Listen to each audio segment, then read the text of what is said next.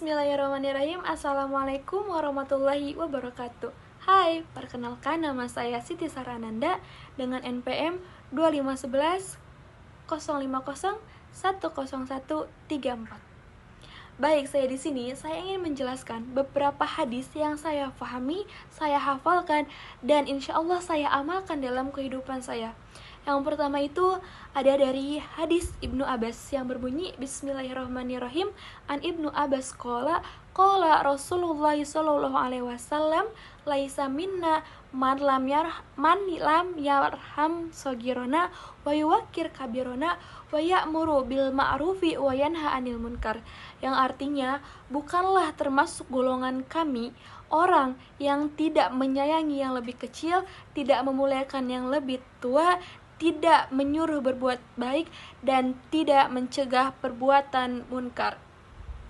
Hadis ini menjelaskan bahwasanya kita sebagai orang Islam tak harus memiliki rasa kasih sayang dan juga rasa hormat.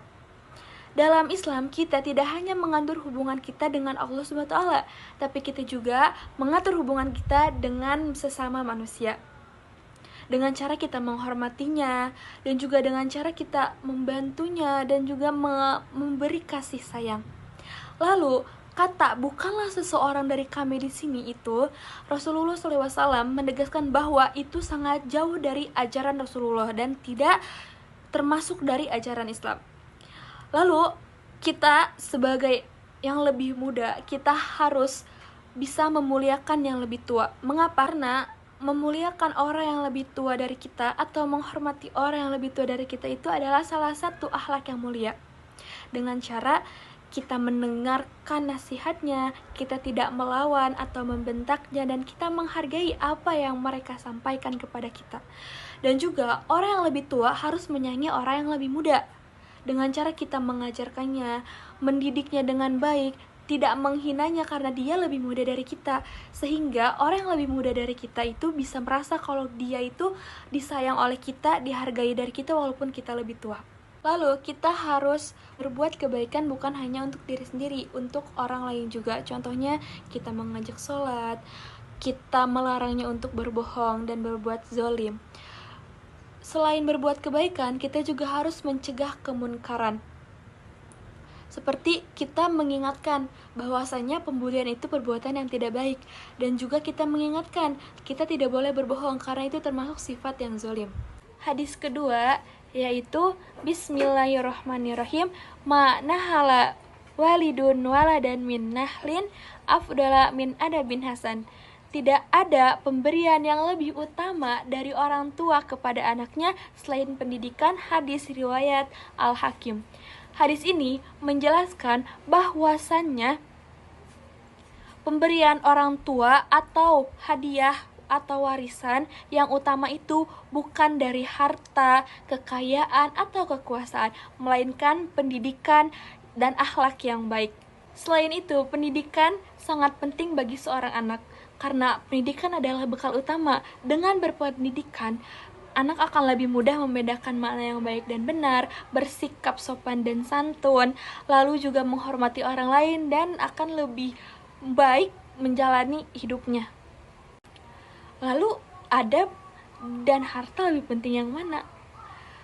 Harta memang penting, tetapi adab lebih penting karena harta bisa hilang kapan saja, tetapi adab dan akhlak tidak akan hilang, akan melekat dalam diri kita.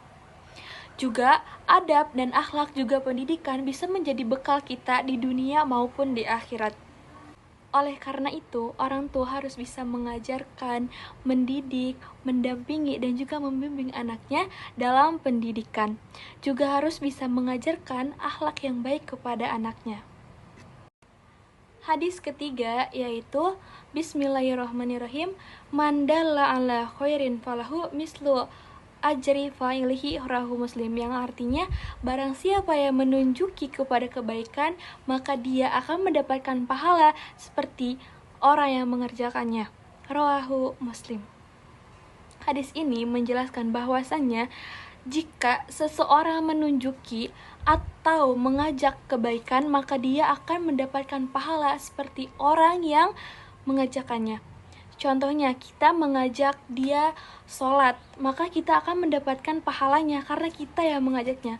Lalu ketika kita menasehati orang yang salah dan orang yang kehilangan arah, kita juga akan mendapatkan pahala orang itu ketika orang itu berubah. Hadis ini menjelaskan dan membuktikan bahwasanya sangat luas rahmat Allah Subhanahu wa taala. Oleh karena itu, Islam sangat menganjurkan kepada seorang muslim untuk menyebarkan ilmu, memberikan nasihat, mengajak seseorang kepada kebaikan. Ketika kita bisa menjadi teladan mereka, maka pahala kita akan terus mengalir. Mungkin itu saja dari saya. Mohon maaf bila ada kekurangan, karena kesempurnaan hanya datang dari Allah Subhanahu wa taala. Terima kasih atas perhatiannya. Wassalamualaikum warahmatullahi wabarakatuh.